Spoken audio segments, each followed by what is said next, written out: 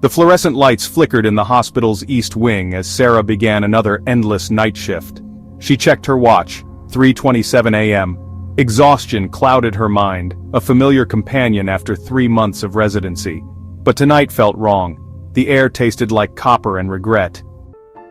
Sarah hadn't always wanted to be a doctor. Her mother's slow death in this very hospital 10 years ago had driven her here, a desperate attempt to gain control over death itself. Every patient she saved was, in some small way, saving her mother again. Every patient she lost reopened that ancient wound. Room 408 waited at the end of the hall like a dark promise. Mrs. Chen hadn't pressed her call button in hours, but Sarah had been hearing the phantom echo of it in her mind all night.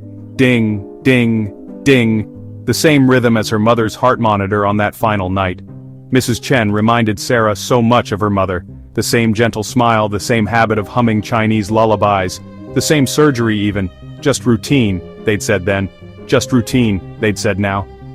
Sarah's hands trembled as she approached the door, remembering how her mother's surgery had been just routine too, until it wasn't. The door was closed, though she'd left it open. Just like her mother's door had somehow closed itself that night when Sarah was 16, running to answer a code blue. The memory hit her like a physical blow. The sound of running feet, the crash cart wheels squeaking, the flat tone of the monitor, her mother's hand growing cold in hers. Inside room 408, the bed was empty. The sheets were perfectly made, hospital corners crisp and precise, just as they'd been when Sarah returned to her mother's room after the funeral, desperate to feel close to her again. The smell of antiseptic mixed with something deeper, older, the scent of endings. Sarah checked Mrs. Chen's chart with shaking hands. The vital signs showed normal, but the handwriting. The strokes were wrong, twisted somehow. She recognized it suddenly. It was her mother's handwriting, the same delicate script from the last birthday card she'd written 3 days before her death. A soft humming came from the bathroom, a Chinese lullaby Sarah knew by heart.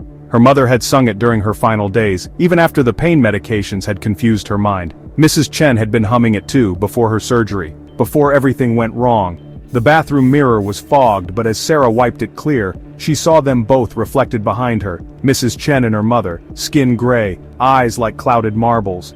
Their hospital gowns dripped dark water that never touched the floor, their mouths opened in twin smiles filled with needle teeth.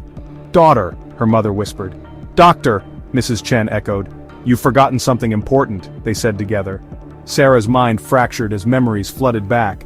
Mrs. Chen coding during surgery just like her mother had.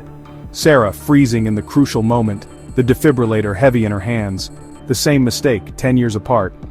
Both times she'd blocked it out. Both times she'd kept doing her rounds, writing in charts that had already been archived, checking on patients who were already gone. The lights flickered faster now, each flash bringing the reflections closer. Their hands reached for her, skin sloughing off bone. "We've been so patient," her mother said. "But it's time for our medication," Mrs. Chen finished. And this time they spoke as one. "You'll stay. Forever."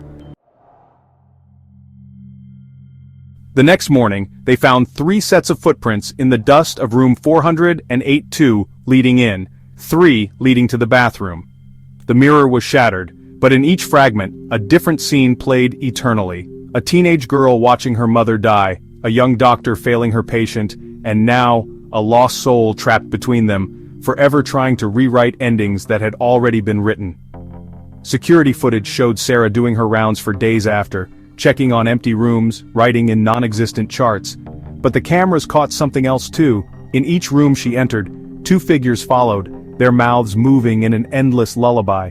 And somewhere in the hospital's endless halls, a call button keeps ringing, waiting for a doctor who will never stop answering, trying to save the ones she's already lost.